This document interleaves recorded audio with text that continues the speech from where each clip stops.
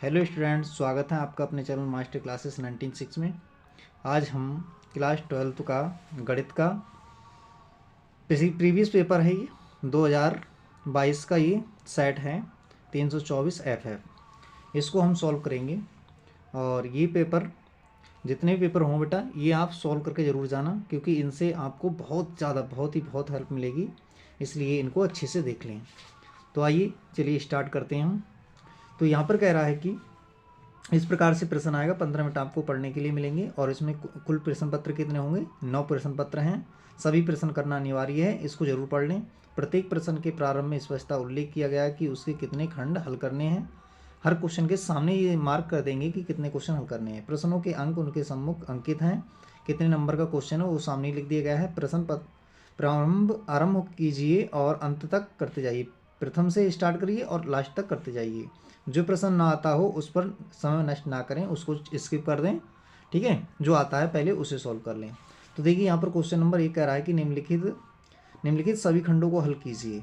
तो यहाँ पर सभी खंड हल करने के लिए कह रहा है। तो यहाँ पर क्या है, पहला प्रश्न है ये बहुविकल्पी प्रश्न है। तो बहुविकल्पी प्रश्न भी क्या बेटा, जब आपको थ्योरी आती होगी तभी लगा पाएंगे ये। तो यहाँ हमसे कह रहा है कि यदि L किसी समतल में स्थित समस्त सरल रेखाओं का एक समुच्चय है। L क्या है? किसी समतल में स्थित समस्त रेखाओं, जितनी भी रेखाएं होंगी उन सबका समुच्चय है L रेखा समुच्चय है, तथा संबंध यानी रिलेशन दे रखा है। रिलेशन क्या दे रखा है? L1 L2 पर लंब है, ये कह रहा है। तो ये कह रहा है समुच्चय L में परिभाषित है, निम्नलिखित में से सही विकल्प का चुनना है। R श्वेतल है, संक्रामक है, सममित है या इनमें से कोई नहीं है, ये बताना है बेटा, ठीक है। तो यहाँ पर देखिए कंडीशंस क्या होती हैं। कंडीशंस ये होती हैं, देखो बेटा, अगर श्वेतल के लिए अगर ये कोई सेट है जो L कह रहा है ना, L समस्त रेखाएं, जितने भी प्रकार की रेखाएं हैं, ऑल लाइंस, यानी ऑल लाइंस जितनी भी रेखाएं होंगी उन सभी का ये समुच्चय है L। तो इसमें परपेंडिकुलर हो, समांतर हो, किसी भी प्रकार की एनी लाइन, किसी भी लाइन के लिए। तो हम यहाँ पर हम चेक करते हैं यहाँ पर श्वेतल के लिए। तो श्वेतल कब होता है? श्वेतल कब होता है बेटा? कोई भी सेट। तो श्वेतल तब होता है ना, रिलेशन कब होता है? जब उसका कोई एलिमेंट एक्स रिलेशन में, एक्स का एलिमेंट एक्स से ही बिलोंग करता हो, ठीक है। तो ये क्या हो? रिलेशन में हो। अर्थात इसका मतलब क्या है बेटा कि एक्स जो है ना, एक्स वो एल का एलिमेंट है। इस सेट एल है, एल का एलिमेंट दे रखा है एक्स। तो एक्स से एक्स में संबंध क्या कहलाता है? श्वेतल कहलाता है। और बेटा सममित की कंडीशंस क्या होती है? सममित कब होगा कोई भी रिलेशन?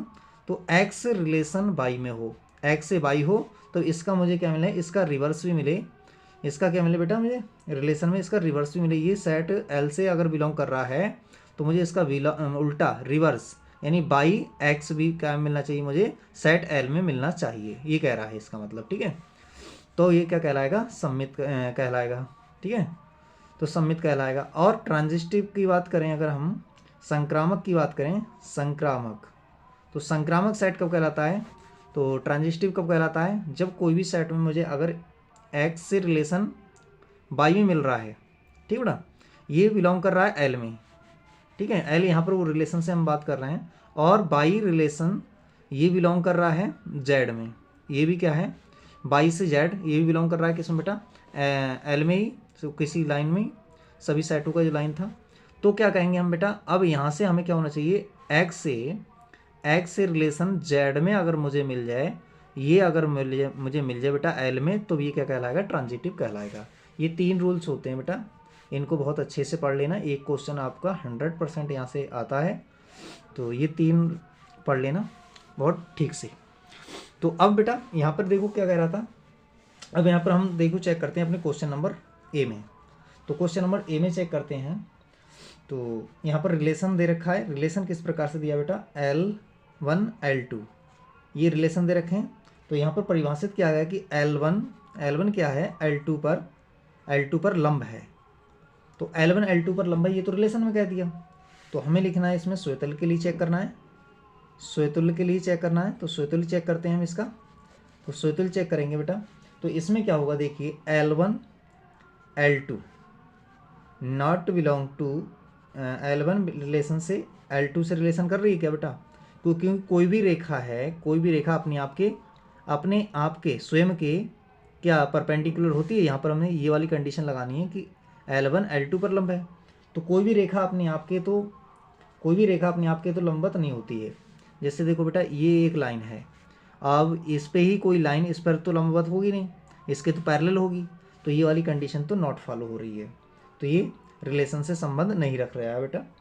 तो ये बेटा कहना होगा स्वेतल तो होगा नहीं, ठीक है, क्योंकि कोई भी लाइन है अपने आप के परपेंडिकुलर नहीं होती है। लिख देता हूँ मैं यहाँ पर, कोई लाइन स्वयं के लंबवत नहीं होती है। तो इसलिए क्या होगा बेटा, नॉट रिलेशन से मैच कर रहा है। तो नॉट रिलेशन से मैच कर रहा है तो इसका मतलब मैं इसे क्या लिखूंगा, स्वेतुल्य नहीं है, स्वेतुल्य नहीं है।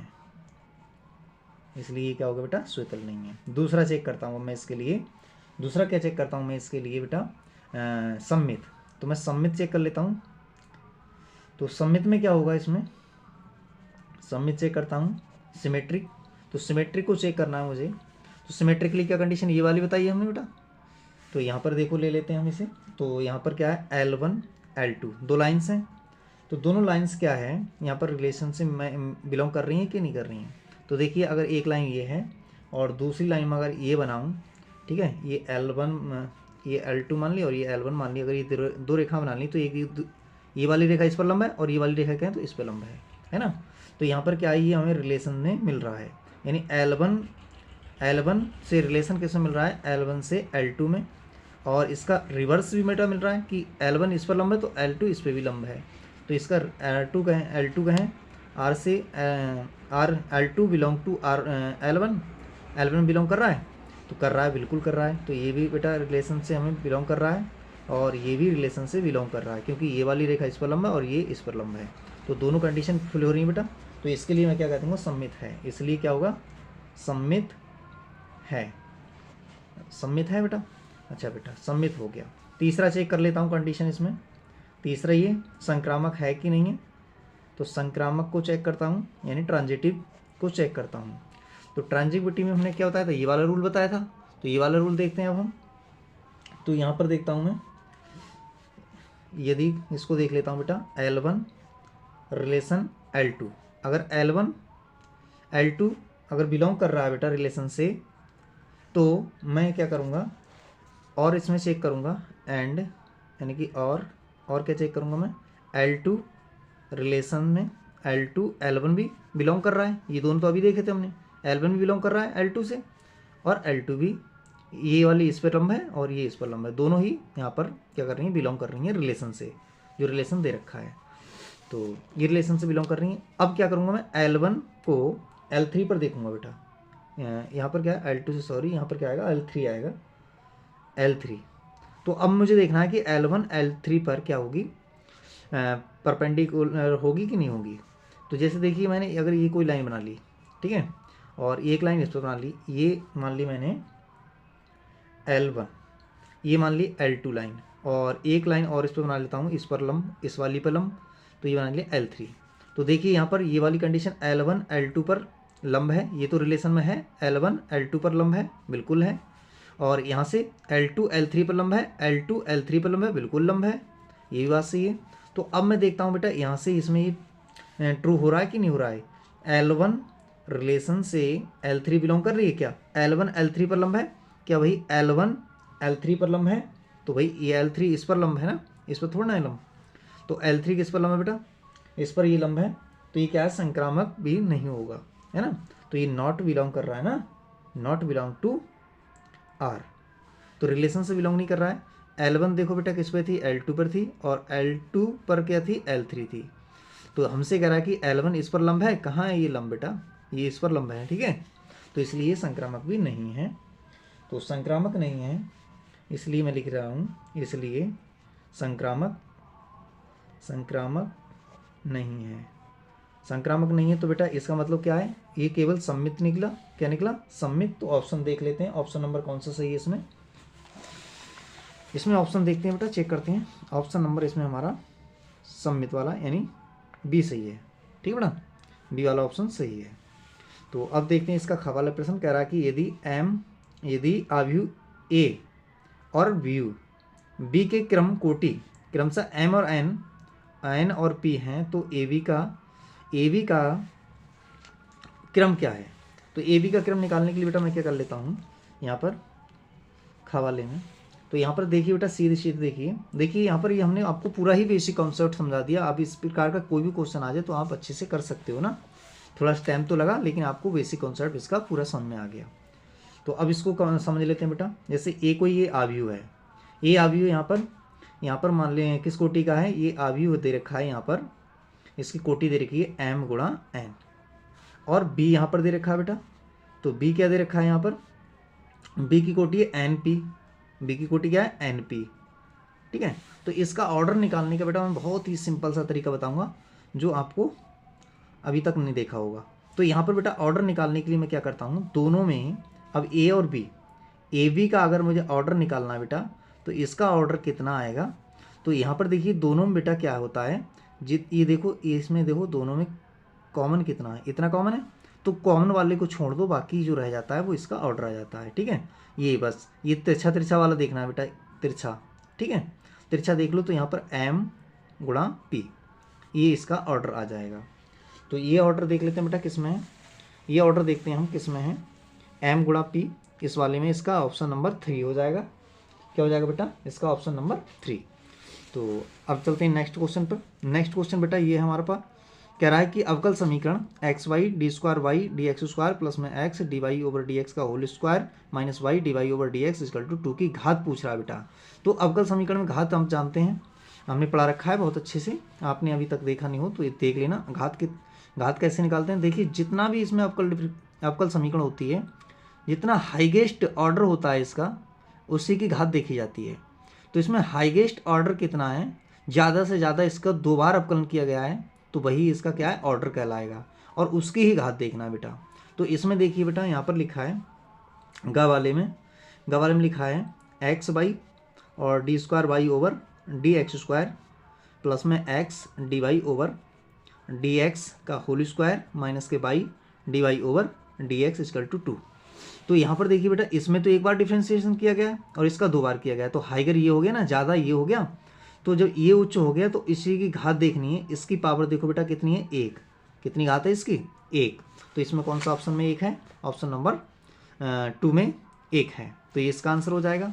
अच्छा बेटा घा वाला देखें, घा वाले में लिखा है कि व्यंजक I dot I minus J dot J और प्लस के डॉट के, ये लिखा है बेटा, ठीक है। तो इसमें देखिए क्या होता है, ये हम जानते हैं, हमने इसमें वेक्टर में पढ़ा है कि कहीं पर भी अगर डॉट प्रोडक्ट हो, क्या हो बेटा, डॉट प्रोडक्ट हो, तो डॉट प्रोडक्ट में क्या होता है, डॉट प्रोडक्ट कहते हैं बेटा अदिश गुणन, क्या कहते हैं इसे, अदिश गुणन।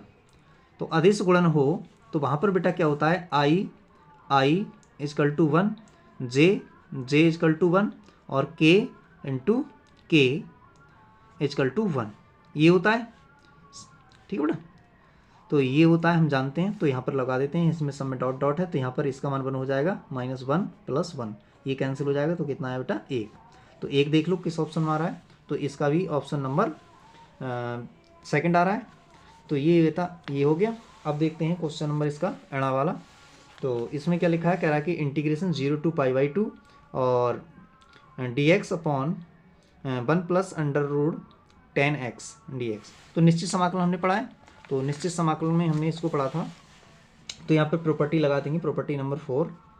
तो देखिए बेटा 0 to π/2 है और dx है, अपॉन में क्या है 1 + में √10x, ठीक है बेटा, ये है। अब मैं इसे इंटीग्रेशन को मान लेता हूँ i से।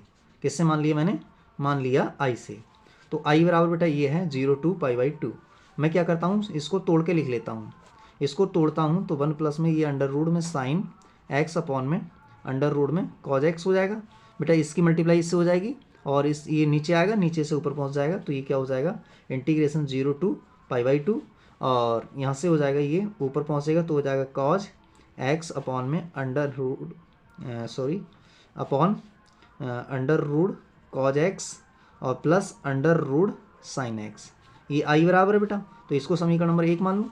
अब मैं त्रिगुण लगा दूँ इसमें, क्या लगा दूँ, प्रगुण 0 to π/2 और f of x dx equal to क्या हो जाता है, इसमें प्रगुण नंबर 4 लगाता हूँ तो दोनों का जोड़, यानी कि यहाँ पर लगाऊंगा इंटीग्रेशन 0 to π/2 और f ऑफ x माइनस π/2, दोनों लिमिट जोड़कर बेटा इसमें लगा देता हूँ तो π/2 माइनस एक्स और dx ये हो जाता है, ये लगा देता हूँ से, तो इंटीग्रेशन 0 to π/2 हो जाएगी और यहाँ पर हो जाएगा ये i इक्वल टू चल ही रहा है, तो यहाँ पर under root cos π/2 minus x और अपॉन में बेटा क्या हो जाएगा, अपॉन में हो जाएगा cos π/2 minus x plus under root sine π/2 minus x, इतना हो जाएगा। तो अब बेटा देखिए यहाँ पर आप जानते हैं, और यहाँ होता क्या है कॉज π/2 माइनस थीटा क्या होता है, साइन थीटा होता है, तो साइन एक्स हो जाएगा, अपॉन में ये हो जाएगा, ये साइन हो जाएगा और यहाँ पर हो जाएगा बेटा कॉज एक्स और डी एक्स, ठीक है बेटा, ए आई चल रहा है। तो इसे समीकरण 2 मान ले रहा हूँ। अब समीकरण 1 प्लस 2 कर लेता हूँ, ठीक है, 2 करूँगा तो बेटा ये हो जाएगा 2i और ये हो जाएगा 0 to π/2 और ऊपर हो जाएगा बेटा under root cos x plus under root sine x, इतना ही अपॉन में बेटा under root cos x plus under root sine x, तो इससे ही कैंसिल हो जाएगा, बचेगा कितना, यहाँ से बचेगा 0 to π/2 और यहाँ 1 बचा 1 dx और इधर 2i, तो 2i इक्वल टू यहाँ से 1 का इंटीग्रेशन x हो जाएगा और लिमिट π/2, तो यहाँ से 2i इक्वल टू यहाँ से हो जाएगा बेटा अपर लिमिट रखेंगे तो π/2 माइनस का 0, यहाँ से 2i इक्वल टू कितना हो जाएगा π/2 और ये हो जाएगा अपॉन में चला जाएगा बेटा, कटेगा नहीं, अपॉन में चला जाएगा, तो यहाँ से हो जाएगा कितना i इक्वल टू π/4। देखिए बेटा ये हमने पूरा क्वेश्चन आपको प्रोसेस से करा दिया। अब ये क्वेश्चन हमने प्रोसेस से कराया इसलिए जिससे कि आपको बेसिक कॉन्सेप्ट अभी तक आपका क्लियर ना हुआ हो तो इससे क्लियर हो जाए। अब देखिए चुटकियों में इसका आंसर हम लाके दिखाते हैं एक ट्रिक से। तो चुटकियों में इस प्रकार के क्वेश्चन का आंसर आ जाएगा। देखिए बेटा अगर इस प्रकार से कहीं पर भी आपको मिले, इस प्रकार से कहीं पर बहुविकल्पी प्रश्न के लिए, ठीक है बेटा, तो π/2 मिले और एफ ऑफ एक्स हो, एफ ऑफ यहाँ पर क्या हो बेटा, एफ ऑफ एक्स दिया हो dx, कब, यहाँ पर एफ ऑफ एक्स जो फंक्शन है, फंक्शन क्या दे रखा हो, साइन और उसका कम्प्लीमेंट कॉज एक्स दे रखा हो, और क्या दे रखा हो बेटा, टेन दे रखा हो, और टेन का या कम्प्लीमेंट दे रखा हो बेटा कॉट एक्स। अगर बेटा सेक दे रखा है तो सेक का कम्प्लीमेंट क्या दे रखा हो, इसका कॉसेक, तो ये ट्रिक काम करेगी, तो ये ट्रिक काम करेगी। तो देखिए क्या होगा, इस प्रकार से अगर कोई क्वेश्चन है तो उसमें हमारी ट्रिक क्या होती है, इसका आंसर क्या हो जाएगा बेटा कि इन लिमिट को जोड़ेंगे यानी b माइनस ए अपॉन में 2 इतना होता है। ये अपर लिमिट होती है बेटा b और लोअर लिमिट क्या होती है a। अगर मैं इसको a मान लूँ, अगर इसको b मान लूँ तो क्या हो जाएगी बेटा b माइनस ए और b माइनस ए, तो बेटा b माइनस ए अपॉन 2। तो देखिए यहाँ पर कितना b की जगह कितना π/2 माइनस 0 और अपॉन में 2, तो ये कितना हो जाएगा π/4, ये आंसर हो जाएगा इसका, ठीक है बेटा। तो आशा करते हैं ये क्वेश्चन भी आपको समझ में आ रहा होगा। तो इस प्रकार से हम ट्रिक से भी कर सकते हैं। अब देखिए नेक्स्ट क्वेश्चन पर चलते हैं। तो नेक्स्ट क्वेश्चन अब कह रहा है कि बहुविकल्पी प्रश्न में इसमें देखो π/4 ये वाला था, ये हो जाएगा। तो हमसे कह रहा है निम्नलिखित खंडों को हल कीजिए। यहाँ कह रहा है काव में कह रखा है फलन दे रखा है वो रियल नंबर से रियल नंबर में एफ एक्स स्क्वायर और x belong for every x belong to real number, यानी जो एक्स है वो रियल नंबर से संबंधित है, द्वारा परिभाषित है। तो फलन एफ क्या होगा, एक अक्षादक होगा या फिर बहु एक अक्षादक होगा या एक किंतु अक्षादक नहीं, ना तो एक ना ही अक्षादक होगा। तो ये हमको बताना है बेटा, ठीक है। तो इसको देख लेते हैं क्या कह रहा है हमसे क्वेश्चन नंबर 2 में, 2 का पहला पार्ट। तो पहले पार्ट में हमसे ये कह रहा है, यहाँ पर कोई फंक्शन दे रखा है आर से आर में, ये दे रखा है हमें रियल से रियल में दे रखा है कोई फंक्शन, और एफ ऑफ एक्स का मान दे रखा है कितना, ये दे रखा है बेटा एक्स स्क्वायर कोई फंक्शन, और फॉर एवरी एक्स यहाँ पर बिलोंग कर रहा है रियल नंबर से। तो रियल नंबर से बिलोंग कर रहा है तो एक के लिए क्या होता है बेटा, एकाकी लिए हम इसे एकाकी के लिए चेक करते हैं, पहले से एकाकी के लिए चेक करेंगे। तो बेटा हम जानते हैं कि कोई भी अगर मैं इसमें रियल नंबर से कोई भी एलिमेंट लूँ, मैं अगर 2 एलिमेंट ले लूँ रियल नंबर से, तो वो कब यहाँ पर बेटा कब होते हैं ये एकाकी कब होते हैं? जैसे मैंने ये x1 और x2 कोई 2 रियल नंबर ले लिए, ये लेट कर लिए, मैंने ले लिए बेटा, ठीक है। तो अब मुझे क्या करना है, मान लिए रियल नंबर हैं, तो यहाँ पर f ऑफ x1 और f ऑफ x2 दोनों पर क्या है, दोनों पर फंक्शन लगाऊंगा, दोनों नंबरों पर फंक्शन लगाऊंगा, और दोनों से अगर x1 वैल्यू बराबर आ जाती हैं, x1 बराबर x2 आ जाती हैं बेटा, ठीक है, ये बराबर आ जाती हैं, तो क्या होगा, ये बेटा एकाकी होगा। क्या होगा बेटा? एकाकी होगा। ये कंडीशंस होती है, ठीक है। तो अब मैं स्टार्ट करता हूँ इसको। तो ये कंडीशन आप ध्यान रखें, अगर f ऑफ x1 लगाने पर, ऑपरेशन लगाने पर, फंक्शन पर, अगर वो रियल नंबर क्या हो जाए, दोनों बराबर आ जाएं, तो क्या होगा, वो एकाकी होगा। ये दोनों कुछ नहीं है, रियल नंबर हैं इस सेट से संबंधित, ठीक है बेटा। तो अब देखिए यहाँ पर क्या होगा, मानता हूँ, माना x1 और x2 दोनों रियल नंबर हैं। कैसे नंबर हैं? दोनों रियल नंबर मान लिए मैंने, क्योंकि यहाँ पर रियल नंबर दे रखा था। तो अब यहाँ पर बेटा f ऑफ x1 लगाता हूँ मैं, तो इस पर लगाता हूँ फंक्शन पर, तो ये x1 का स्क्वायर हो जाएगा। अब लगाता हूँ दूसरे नंबर पर f ऑफ x2 का स्क्वायर, ये हो जाएगा। तो अब दोनों को बराबर करना है बेटा। नाउ बराबर कर लेते हैं, f of x1 f of x2, ये लगा देता हूँ। तो f ऑफ x1 का मान कितना है, x1 का स्क्वायर, और ये कितना है बेटा, x2 का स्क्वायर। तो x1 बराबर इसका वर्गमूल लेंगे तो प्लस माइनस के x2, तो यहाँ से x1 क्या है, एक तो x आया, x2 प्लस का आया, और एक x1 बराबर कितना आया, माइनस का x2 आया। तो यहाँ से मुझे क्या मिला, x1 की 2 वैल्यू मिली।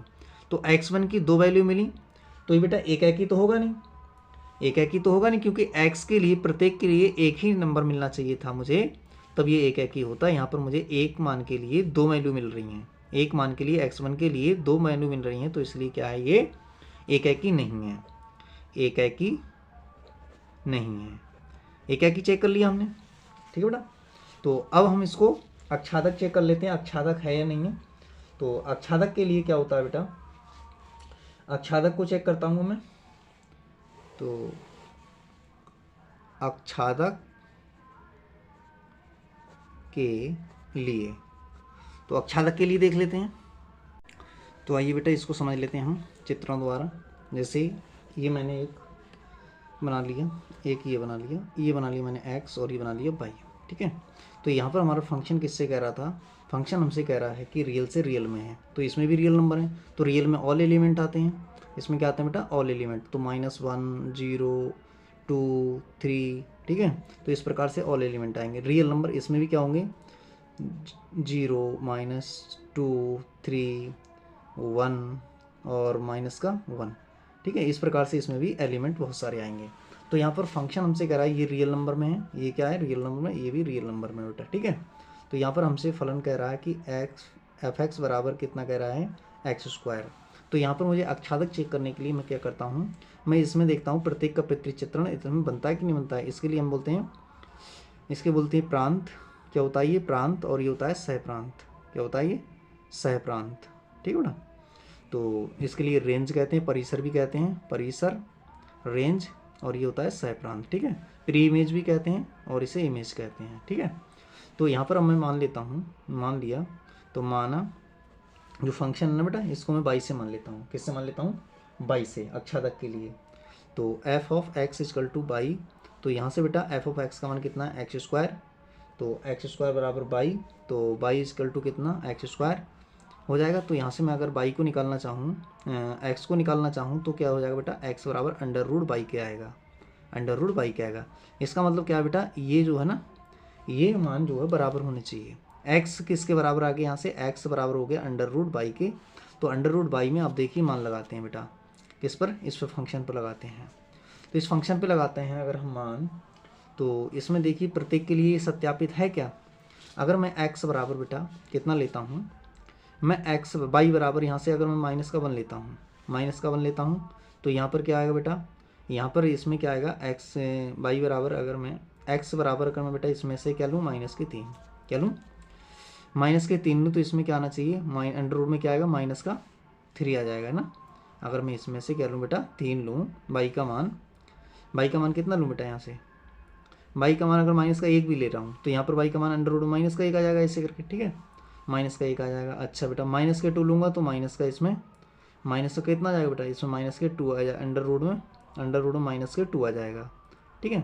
तो इसमें क्या होना, ये हो रहा है बेटा, इससे ये पता चल रहा है कि हमें इसका प्रतिचित्रण इसमें नहीं हो रहा है, ठीक है, इसमें हमें कोई रियल, ये बिलोंग नहीं कर रहा है हमसे रियल नंबर से। ये रियल नंबर कहाँ होता है, ये तो काल्पनिक संख्या होती है, इमेजिनरी नंबर होती है। तो ये भी क्या हो जाएगी, इमेजिनरी नंबर होगा, ये भी बिलोंग नहीं करेगा।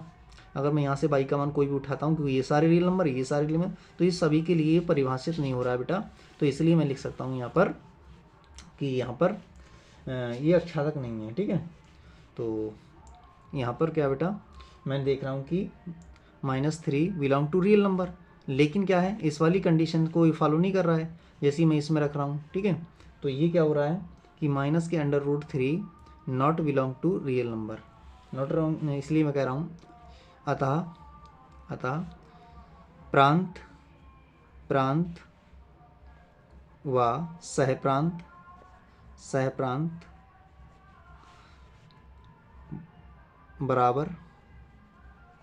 बराबर नहीं हैं, इसलिए आच्छादक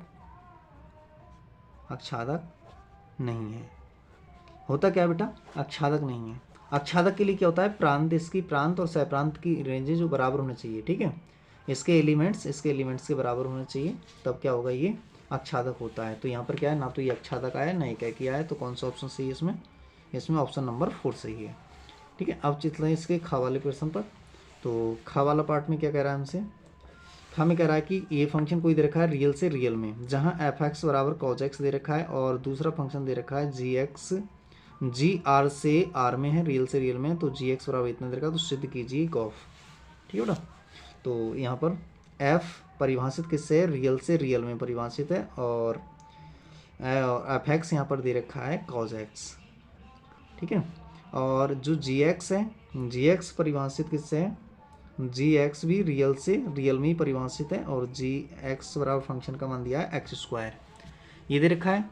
तो अब मुझे क्या करना है यहाँ पर, अब यहाँ पर बेटा मुझे ये प्रूव करना है, सिद्ध करना है। क्या सिद्ध करना है, क्या सिद्ध करना है यहाँ पर, फॉग नॉट बराबर गॉफ के, ये सिद्ध करना है मुझे, ठीक है। तो मैं यहाँ पर प्रूव करता हूँ, प्रूव करता हूँ। तो मैं यहाँ पर लेता हूँ गॉफ, यहाँ पर x ले लेता हूँ। तो यहाँ से क्या करता हूँ, मैं ये ऑपरेशन हटाता हूँ बेटा, क्या हटाता हूँ, ऑपरेशन। तो इसे लिखूँगा फॉग ऑफ f(x), ठीक है। अगर इसको मैंने इस प्रकार से लिख दिया बेटा, तो इसको मैंने इस प्रकार से लिख लिया, तो इसको लिख लूँगा ये। तो अब देखिए इसमें क्या करता हूँ मैं, यहाँ से अब ये जो मान है ना, ये gx का मान कितना है, यहाँ से उठा के लगाओ, यहाँ पर f(x²) हो जाएगा, f(x² हो जाएगा। अब f(x) की में ये रखना है, ये फंक्शन देखिए यहाँ पर, ये क्या है हमारे पास में, ये वाला फंक्शन है जो x है, x के स्थान पर ये रखना है यहाँ पर, ठीक है। तो ये हो जाएगा cos x², इतना आ गया ये। अब बेटा मैं निकाल लेता हूँ गॉफ, तो गॉफ निकाल रहा हूँ, तो यहाँ पर मैं मान लेता हूँ गॉफ ऑफ x। तो यहाँ से बेटा यह इस प्रकार से कह सकता हूँ मैं गॉफ के लिए कि गॉफ ऑफ x, ठीक है, इस प्रकार से मैंने कह दिया। तो यहाँ से मैं लिखूँगा, ये ऑपरेशन हटा रहा हूँ, तो इसके लिए लिख सकता हूँ गॉफ ऑफ x। तो यहाँ पर f(x) रखना है, यहाँ पर f(x) का मान कितना है, देखो f(x) का मान है cos x, क्या मान है इसका, cos x। अब gx में जहाँ x है, gx में देखो बेटा x के स्थान पे तो cos x आ गया, तो इसमें रखो फंक्शन में, तो ये क्या हो जाएगा यहाँ पर cos x का स्क्वायर, तो इसका मतलब ये क्या हो गया, cos² x। तो यहाँ पर क्या है बेटा, एंगल पे स्क्वायर है, और ये इस पर क्या है, फंक्शन पे स्क्वायर है, तो ये नॉट बराबर आ गया। तो यहाँ पर क्या हो गया, तो यहाँ पर हमें पता चल गया कि फॉग नॉट बराबर हेंस, यानी अतः नॉट बराबर गॉफ के। तो हेंस प्रूव्ड हो गया, हेंस प्रूव्ड, ठीक है, यहाँ सिद्ध हुआ, ठीक बेटा। तो ये समझ में आ गया होगा। तो बेटा हम यहाँ पर आपको सभी बेसिक कॉन्सेप्ट बताते हुए चल रहे हैं, जिससे कि अभी आपकी तैयारी अगर ना भी हो पाई हो तो भी आपका कॉन्सेप्ट क्लियर हो जाए, ठीक है। तो अब चलते हैं इसका नेक्स्ट पार्ट है कॉट इनवर्स माइनस के 1/√3 का मुख्य मान पूछ रहा है। का मुख्य मान क्या होगा बेटा, यहाँ पर गा वाले में कह रहा है कि कॉट इनवर्स माइनस के 1/√3 इसका मुख्य मान पूछ रहा है। तो इसका मुख्य मान क्या होता है बेटा, हम जानते हैं ये किसकी वैल्यू होती है, ये देखना है हमें। तो मैं इसको 22 से मान ले रहा हूँ। तो मान लिया मैंने यहाँ पर बेटा क्या है कि y equal to cot inverse minus के 1/√3। तो कॉट को बेटा इधर लाएंगे तो क्या हो जाएगा, कॉट बाई हो जाएगा, cot y equal to minus के 1/√3।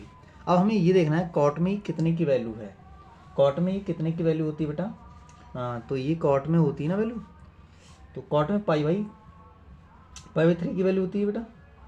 अब देखिए कॉट में क्या होता है, कॉट में हमें ये देखना होता है रेंज कॉट की कितनी होती है बेटा, यहाँ से 0 से लेकर कितनी होती है, 0 से, कॉट की रेंज होती है 0 से पाई तक। कितनी होती है, कॉट की रेंज होती है 0 से पाई तक। तो या तो कॉट क्या होगा बेटा, या तो फर्स्ट में होगा या फिर सेकंड में होगा, इन्हीं दो के अलावा और किसी में नहीं हो सकता इस वाली वैल्यू के लिए।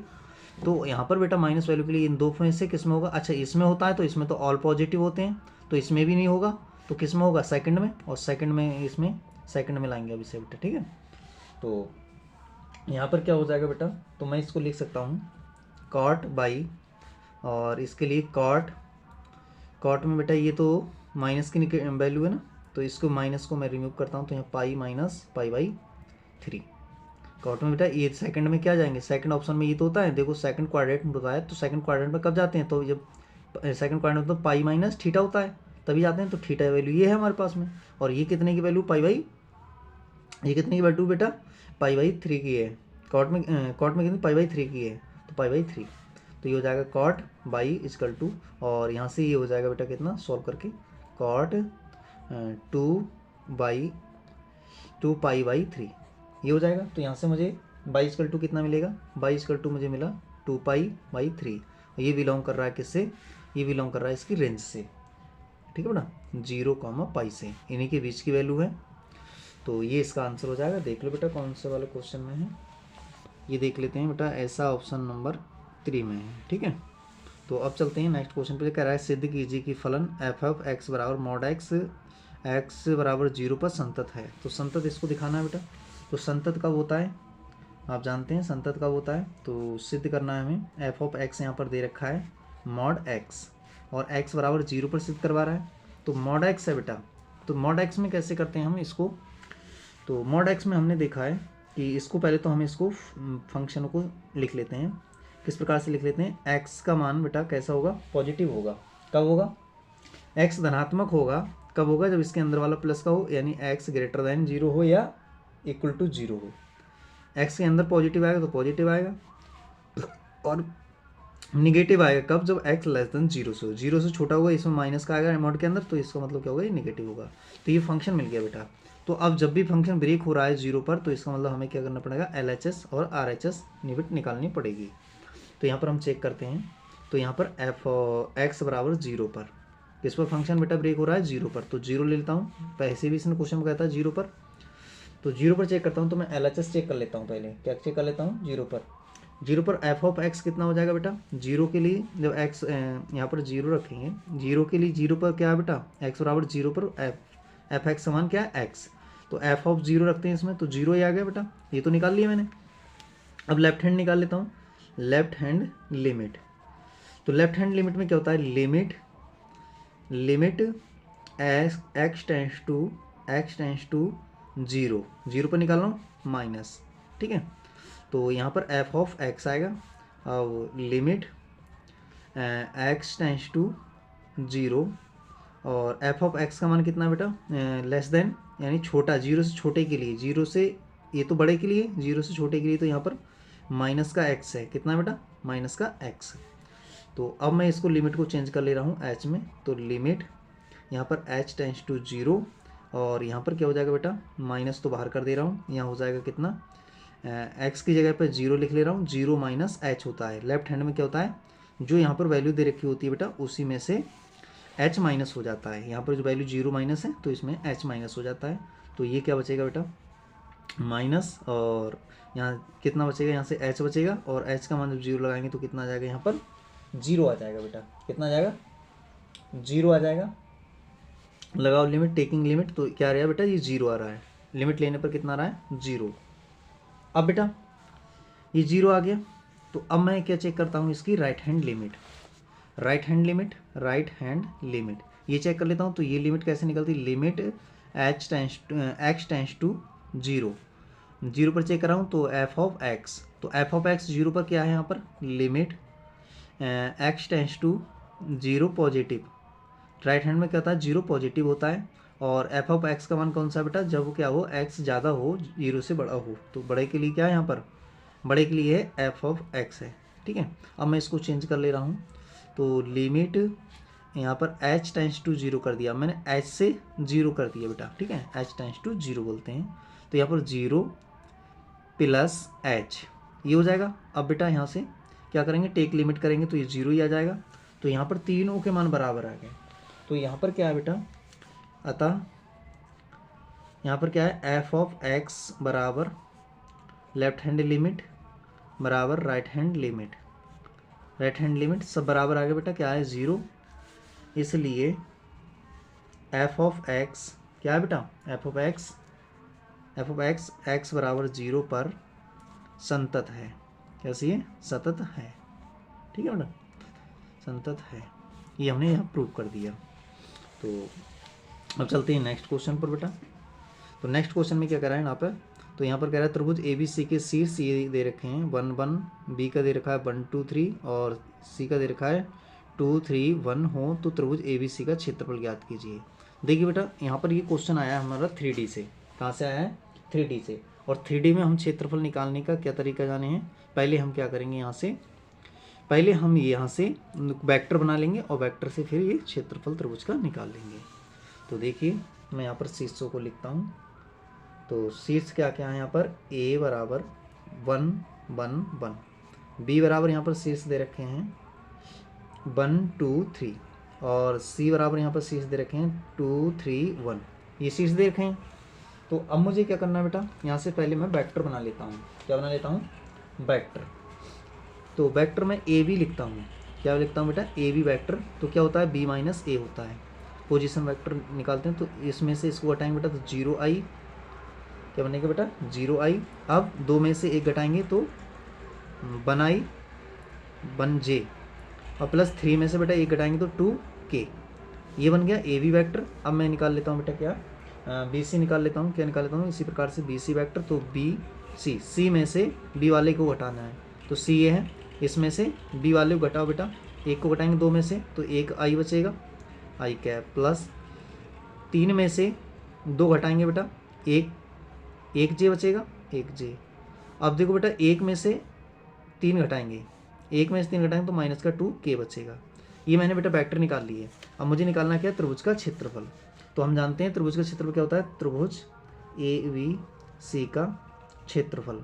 तो 3D में क्षेत्रफल निकालने का क्या तरीका था, 1/2 मॉड AB क्रॉस BC, ये होता है त्रिभुज ABC का फार्मूला होता है बेटा क्षेत्रफल निकालने का।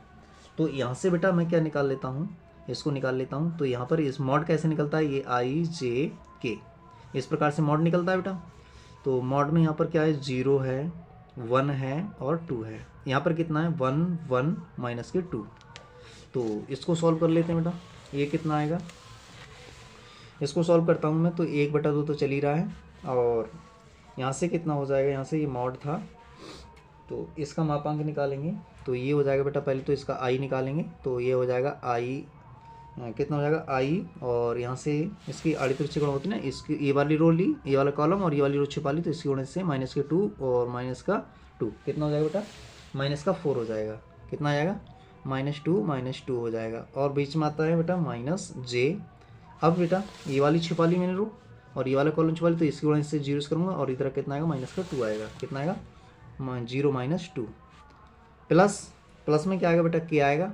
और अब लास्ट वाली रो को छुपा लेता हूँ, इस वाली रो को, और ये वाली रो और ये कॉलम, लास्ट वाला कॉलम और ये रो छुपा लेता हूँ तो इसी गुणे से 0, ये माइनस का 1। कितना हो जाएगा, ये 0 माइनस का 1, इतना आ गया। तो यहाँ से ये 1/2 और ये हो जाएगा माइनस के 4i और ये माइनस माइनस प्लस के 2j और ये हो जाएगा माइनस का k कैप। इसका मॉड निकालते हैं, तो मॉड कैसे निकलता है बेटा, अंडर रूट में निकलता है ये i का गुणांक, तो i का गुणांक 4 चौक 16 हो जाएगा, j का गुणांक 2 दूनी 4 हो जाएगा और इसका गुणांक कितना हो जाएगा बेटा 1। तो ऊपर हो गया क्या, अंडर रूट में 21 अपॉन में 2 वर्ग इकाई। ठीक है बेटा, तो इस प्रकार से हमने इसका भी आंसर निकाल लिया। तो आशा करते हैं ये क्वेश्चन भी आपको समझ में आ गया होगा। अब चलते हैं नेक्स्ट क्वेश्चन की तरफ। अब इसके ये वाला पार्ट पूरा हो गया, तो नेक्स्ट पार्ट में करेंगे फिर प्रश्न नंबर 3 में निम्नलिखित सभी खंडों को हल कीजिए। तो सभी खंडों को हल करने के लिए कह रहा है बेटा, तो यहाँ पर क्या है, पहला प्रश्न है का, तीसरे का तो तीसरे के काम में कह रहा है हमसे कि y minus x d y over d x equal to a y square plus d y over d x को हल कीजिए। तो बेटा ये कहाँ से क्वेश्चन आया है, ये आया है डिफरेंशियल इक्वेशन से। कहाँ से आया है, डिफरेंशियल इक्वेशन से। तो आइए इसको सॉल्व कर लेते हैं। तो y minus x d y over d x equal to में ए और बाई स्क्वायर प्लस में d y over d x ये लिखा है। तो यहाँ से अब मैं क्या करता हूँ, इसको हमें बाई वाले d y over d x को कॉमन निकालूंगा, एक साइड करता हूँ। तो सबसे पहले मैं यहाँ से इसके अंदर मल्टीप्लाई कर लेता हूँ, ये एक तरफ कर लेता हूँ। तो बाई माइनस के इसके अंदर मल्टीप्लाई कराऊँ तो ए बाई स्क्वायर इधर ले आया मैं, ठीक है बेटा, इधर ले आया मैं इसे। तो अब क्या बचा इधर, यहाँ ये उस साइड ले जाता हूँ तो ये कितना हो जाएगा, एक्स प्लस का हो जाएगा उस साइड में जाके। तो x d y over d x और प्लस में यहाँ से क्या बचेगा, a d y over d x, इतना बच गया। तो यहाँ से क्या कर रहा हूँ मैं बेटा, बाई को कॉमन ले रहा हूँ। किसको कॉमन ले रहा हूँ, बाई को। तो बाई को कॉमन ले लेता हूँ तो यहाँ 1 माइनस के ए बाई बचेगा और यहाँ से मैं कॉमन ले रहा हूँ d y over d x, तो एक्स प्लस का a d y over d x, ये बच गया। तो अब यहाँ से क्या हो रहा है बेटा, मुझे बाई वाले एक साइड और एक्स वाले एक साइड करना है।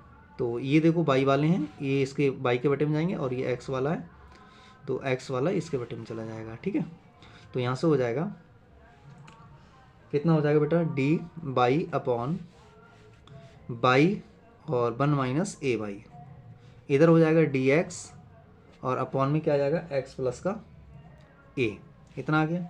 दोनों ओर क्या कर देता हूँ मैं बेटा, दोनों ओर समाकलन करने पर, दोनों ओर समाकलन करने पर दोनों समाकलन कर देता हूँ तो इंटीग्रेशन डी वाई अपॉन में बाई 1 माइनस में ए वाई और इधर हो जाएगा बेटा इंटीग्रेशन डी एक्स अपॉन में एक्स प्लस में ए। इसको बेटा आंशिक भिन्नों में से तोड़ना पड़ेगा, तो इसको आंशिक भिन्नों में तोड़ लेते हैं।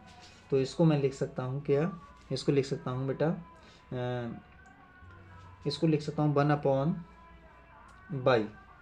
अपॉन बाई और प्लस ए अपॉन में 1 माइनस ए वाई, ये आंशिक भिन्नों में तोड़ लिया मैंने। ठीक है, तो आप इसको आंशिक भिन्नों में तोड़कर कर लेना। ठीक है, d y integration d x upon में यहाँ से क्या हो जाएगा, एक्स प्लस में ए, कर दो बेटा इसका इंटीग्रेशन।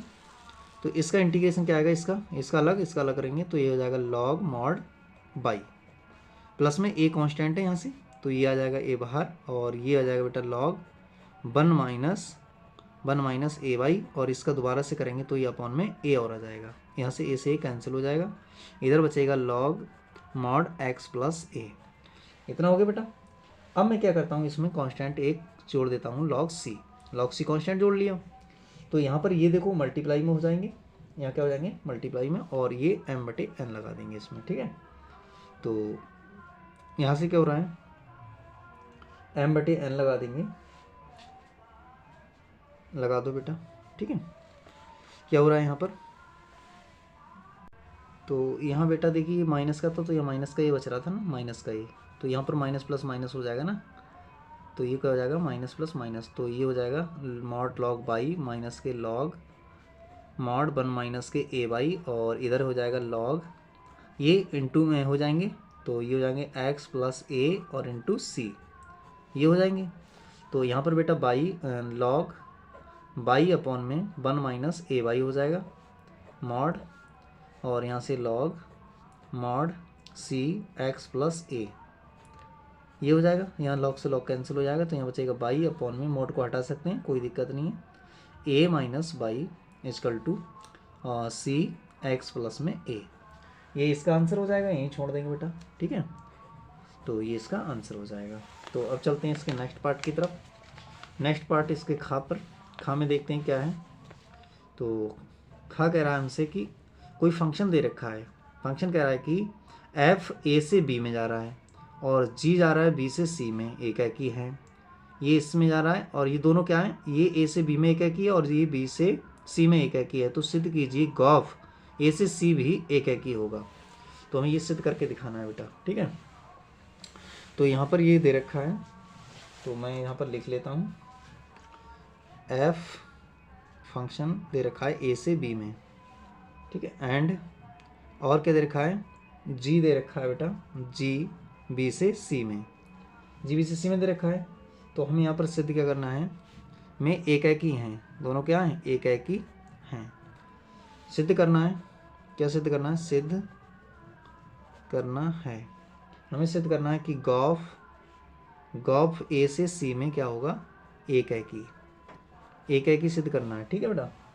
तो इसके लिए मैं क्या कर लेता हूँ, सबसे पहले लेट कर लेता हूँ, मान लिया, माना x1, x2 belong to real number. किससे मान लिया मैंने बेटा, ये रियल नंबर से मान लिए, क्योंकि एक एक ही हैं तो ये रियल नंबर में तो होंगे। तो मैं ये रियल नंबर से दोनों मैंने मान लिए, ये दोनों एलिमेंट क्या हैं, कि रियल नंबर से संबंधित हैं, ठीक है। तो अब रियल नंबर हैं, तो अब मैं क्या निकाल लेता हूँ, इनका गॉफ क्या निकाल लेता हूँ, गॉफ निकालता हूँ।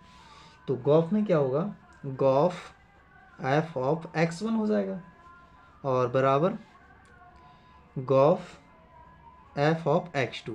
यानी हमने बताया था ना बेटा, एक अंकी के लिए क्या होता है, कोई दो ये माने जाते हैं, दो एलिमेंट मान लेते हैं और दोनों पर क्या करते हैं, फिर हम फंक्शन पे दोनों की वैल्यू लगाते हैं।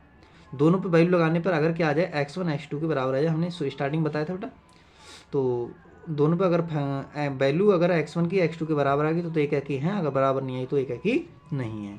तो यहाँ पर बेटा अब लगा दिया मैंने ये, तो इसके लिए क्या लिख दूंगा मैं, अब देखिए बेटा ये ऑपरेशन हटाते हैं, ये ऑपरेशन, तो जी ऑफ एफ ऑफ x1 ये हो जाएगा और इधर से ऑपरेशन हटा देते हैं तो गॉफ एफ ऑफ x2 हो जाएगा। तो अब बताइए बेटा, अगर हम क्या कहें कि एफ ऑफ x1 क्या है, यहाँ पर एफ ऑफ x1 अगर हम के देखें तो एफ ऑफ x1 के लिए देखेंगे तो यहाँ से हमारा जो फंक्शन है, यहाँ से जी से जी कैंसिल भी हो जाएगा, तो यहाँ पर हमारा बचेगा एफ ऑफ x1 और इधर हो जाएगा एफ ऑफ x2, ये हो जाएगा। तो यहाँ से देखें अब हम f से f भी कैंसिल हो जाएगा, तो यहाँ पर हमारा क्या बचेगा, x1 बराबर x2 के। जब ये इसके बराबर आ गया तो इसका मतलब क्या हो गया बेटा, क्योंकि g क्या था इसमें, g कैसा था बेटा, यहाँ पर g कैसा था, यहाँ पर यहाँ लिख सकते हैं कारण में, क्योंकि g क्या है, g एक एक ही है, g कैसा है बेटा, एक एक ही। और यहाँ पर क्या है, f एक एक ही है, क्या है, f एक एक ही है बेटा, इसलिए मैं इसको ऐसा लिख सकता हूँ, ठीक है। तो ये f एक एक ही है, तो यहाँ पर क्या आ गया बेटा, f ऑफ x1 आ गया, इसलिए f g और f दोनों एक एक ही हैं और इसलिए क्या हो जाएगा, दोनों का ऑपरेशन यानी कि क्या हो जाएगा, ये गॉफ क्या हो जाएगा, ये गॉफ कैसा हो जाएगा, एक एक ही है, एक एक ही है। ये बेटा मैंने सिद्ध कर दिया। तो अब चलते हैं इसके नेक्स्ट पार्ट की तरफ। तो नेक्स्ट पार्ट में क्या है, नेक्स्ट पार्ट में हमसे कह रहा है गा वाले में, कह रहा है यदि ए बराबर मैट्रिक्स दे रखा है 1 2 3 -4 2 5 और बी बराबर दे रखा है 2 4 3 3 5 1, तो ए भी निकालना है और बी ए का मान ज्ञात करवा रहा है। तो दोनों की मल्टीप्लाई करनी है और कुछ नहीं, ठीक है बेटा, जस्ट दोनों की मल्टीप्लाई कर दो और कुछ नहीं। यहाँ पर ए बराबर दे रखा है 1 2 3 माइनस के 4 2 5, यहाँ पर बेटा क्या दे रखा है, ये मैट्रिक्स दे रखा है, और b बराबर यहाँ पर दे रखा है 2 4 3 और 3 5 1, ठीक है। तो मैं यहाँ पर सबसे पहले क्या निकालता हूँ, ए बी, क्या निकालता हूँ बेटा, ए बी। तो दोनों को लिख लेता हूँ, ए बी में क्या क्या आ जाएगा, 1 2 3 माइनस के 4 2 5 ये हो जाएगा, और बेटा इनटू में क्या आ जाएगा, यहाँ पर इनटू में ये आ जाएगा हमारा 2 3 और 4 5 और नीचे क्या है बेटा 3 1, इतना आ जाएगा। तो अब इनकी मल्टीप्लाई कर लो बेटा, ठीक है। तो पहली रो की मल्टीप्लाई किससे होती है, कॉलम से होती है, रो की मल्टीप्लाई किससे होती है? कॉलम से। तो इस रो की मल्टीप्लाई इस कॉलम से कराते हैं, तो क्या हो जाएगा ये 2 एकम 2, क्या हो जाएगा बेटा 2 एकम 2 प्लस 2 चौक 8, 2 चौक 8 प्लस 3 3 9, ये हो जाएगा। अब इसी की किससे करनी बेटा? दूसरे कॉलम से करनी, तो दूसरे कॉलम में लिखूंगा मैं, तो 3 एकम 3 प्लस में 2 पंजे 10 और 3 एकम 3, ये हो जाएगा। अब दूसरी रो की कराता हूँ, तो माइनस के दूसरी रो कराऊँ तो दूसरी रो में लिखूंगा, तो माइनस के 8 प्लस के 8 और 5 3 15। अब बेटा इसकी गुणा इससे कराते हैं, इस वाली से कराते हैं, तो माइनस के 12 हो जाएंगे और प्लस के 10 हो जाएंगे और प्लस के 5 हो जाएंगे। तो यहाँ से बेटा कितना आएगा? ये हो जाएंगे 10, 10 और 9 19 हो जाएंगे। कितने हो जाएंगे? 19। और बेटा यहाँ पर कितना हो जाएगा? ये हो जाएंगे 8 से 8 कट जाएंगे, तो यहाँ बचेंगे 5।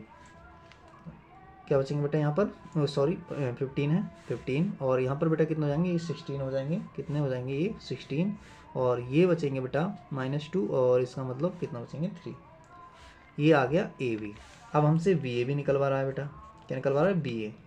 तो बी ए निकाल देते हैं, तो यहाँ पर रख लेते हैं बी का मान 2 4 और 3। यहाँ पर कितना था? 3 5 1। और बेटा कितना है? ए का मान कितना है? ए का मान ये है 1 -4 2 2 3 5, ये लिखा है। तो अब इनकी मल्टीप्लाई करा देते हैं, तो इनकी मल्टीप्लाई करेंगे, तो इसकी मल्टीप्लाई इससे करो तो बेटा कितना हो जाएगा? 2 एकम 2 और 2 3 चौक 12 है। अब इसकी मल्टीप्लाई इससे भी कराएंगे बेटा, तो ये हो जाएगा कितना? 2 दूनी 4 और 3 दूनी 6। इसकी मल्टीप्लाई इससे कराएंगे, इस वाले कॉलम से कराते हैं, तो 2 3 6 और 3 पंजे 15 है। फिर इसकी मल्टीप्लाई कराते हैं बेटा, 4 एकम 4 और 4 पंजे 20। इसकी मल्टीप्लाई इससे कराएंगे, तो 4 दूनी 8 और 5 दूनी 10। यहाँ पर हो जाएगा 4 3 12 प्लस में 5 25। इसकी मल्टीप्लाई करा दो बेटा, तो ये आ गया 3 और माइनस के 4। इसकी मल्टीप्लाई करेंगे तो 6 और प्लस के 2। इसकी मल्टीप्लाई करेंगे 3 3 9 और प्लस के 5। ठीक है, ये हो जाएगा। तो यहाँ से ये बचेगा कितना बेटा? माइनस के 10 बचेगा। यहाँ से कितना हो जाएगा? 10। यहाँ से कितना बचेगा? 21। यहाँ से कितना हो रहा है बेटा? माइनस के 16 बच रहा है। यहाँ से कितना हो रहा है? 18। यहाँ से कितना हो रहा है बेटा? ये जोड़ लो 37। कितना हो रहा है? ये 37। और यहाँ से माइनस का 1 बचेगा, और ये जोड़कर 8 हो रहे हैं, और ये बेटा हो रहे हैं 14। तो ये बेटा मैंने क्या निकाल दिया? बी ए। तो ए बी और बी ए दोनों निकल गए बेटा। तो ये इसका आंसर हो गया। ठीक है, ये भी इसका आंसर है और ये इसका आंसर है। ठीक है, तो ये पार्ट भी कंप्लीट हो गया। तो इसका अब क्या क्वेश्चन? इसका क्वेश्चन कह रहा है, इसी का पार्ट है घ वाला। कह रहा है tan inverse 1/2 plus tan inverse 1/3 बराबर π/4 सिद्ध कीजिए। तो ये भी अच्छा क्वेश्चन है, बहुत बढ़िया क्वेश्चन है, कई बार आ रहा है। तो यहाँ पर सिद्ध करना है हमें tan इनवर्स 1/2 प्लस में tan इनवर्स 1/3 इक्वल टू π/4, ये दिया है। तो अब मैं LHS ले लेता हूँ। LHS में क्या है? tan इनवर्स 1/2 प्लस में tan इनवर्स 1/3। तो tan इनवर्स का बेटा tan inverse A plus tan inverse B का हमने फार्मूला पढ़ा है। क्या होता है ये होता है tan इनवर्स A प्लस में B अपॉन में 1 माइनस में AB, ये फार्मूला होता है। तो ये फार्मूला लगा दे रहे हैं इसमें। तो ये हो जाएगा tan इनवर्स 1/2 प्लस में 1/3 अपॉन में 1 माइनस 1/2 इंटू 1/3, ये हो जाएगा। तो यहाँ से हो जाएगा ये tan इनवर्स इसको जोड़ लेते हैं बेटा, कितना आ जाएगा? ये 3 प्लस में 2 अपॉन में 6, इतना ही नीचे आ जाएगा बेटा। कितना आएगा? 3 दूनी 6, 6 इधर आएंगे, 6 कम 6 माइनस के 1 अपॉन में 6। तो ये 6 से 6 कैंसिल हो जाएगा, तो कितना आ जाएगा बेटा? tan इनवर्स ऊपर हो जाएंगे 5 और नीचे भी 6 में से बन गया 5। तो ये कितना बचा? 1 आ गया, तो tan इनवर्स 1 आ गया। और tan इनवर्स में 1, तो tan कितने की वैल्यू होती है बेटा tan इनवर्स में? तो tan होती है 1 π/4 की। तो 10 से 10 कैंसिल हो जाएगा, तो ये क्या हो जाएगा बेटा? π/4। तो ये क्या आ गया? RHS। क्या आ गया? अतः यहाँ पर हमें क्या मिल गया? LHS बराबर RHS। तो ये पार्ट भी आपको समझ में आ गया होगा। अब इससे आगे के क्वेश्चन बेटा हम नेक्स्ट पार्ट में करेंगे। तो कैसा लगा आपको ये क्लास? कमेंट बॉक्स में ज़रूर बताएं। तब तक के लिए वेट करिए। Thank you for this.